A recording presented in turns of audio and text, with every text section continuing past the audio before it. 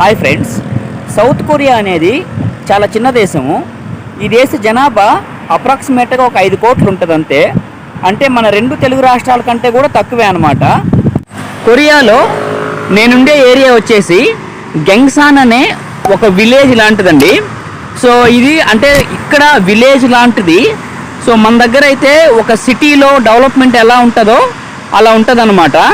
చూడండి, ఈ ఫెసిలిటీస్ కానీ ఒక సిస్టమేటిక్గా భలే ఉంటుంది.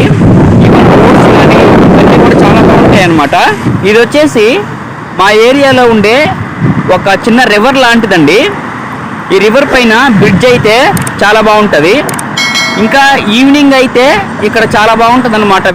ఇక్కడే దీని పక్కన జీడిఆర్ అకాడమీ అని ఒకటి ఉంది.